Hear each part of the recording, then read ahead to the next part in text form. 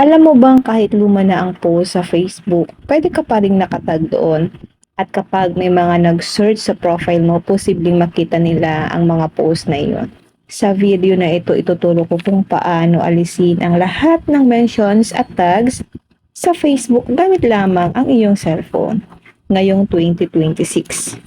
Simulan na natin.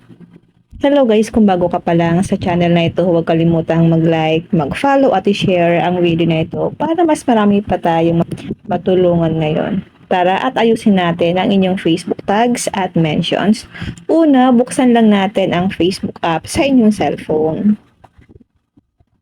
Pagkatapos, pindutin ang tatlong guhit o menu na makikita sa kanang bahagi ng screen. Sunod, tap lang natin ang 3 lines, hanapin at pindutin ang Settings and Privacy. Pagkatapos ay piliin ang Settings. Kapag nasa settings ka na, i-scroll down natin pababa hanggat makita ang section na Audience and Visibility. Dito piliin ang Profile and Tagging. Sa loob ng profile and tagging, hanapin ang review post, your tagging. Dito guys sa pinakababa. Review post your tagging before the post appears on your profile. Siguro din po natin naka-turn on ito para once na tinag tayo ay i-review muna natin siya bago yan mag-appear sa ating Facebook account yung tinag ng friends natin. Ngayon, back lang tayo. Balik tayo sa settings. Tap lang natin ang settings. At hanapin po natin ang activity log. Scroll down lang natin. Tap lang natin ang activity log. Dito guys, piliin natin ang your Facebook activity.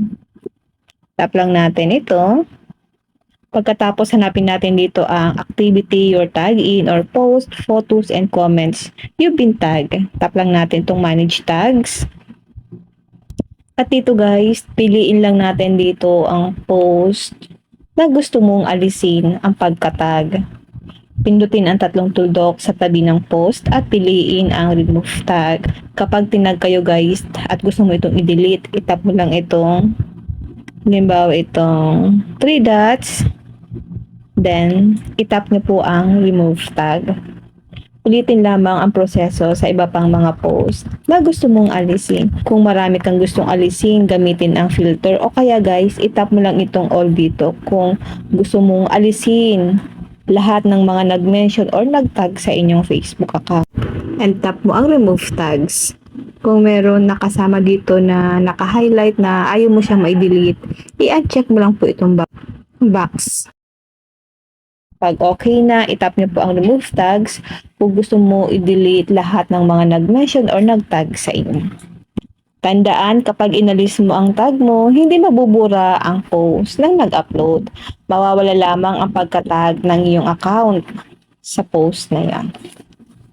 At ganun lang kadali alisin ang mga mention at tag sa Facebook ngayong 2026.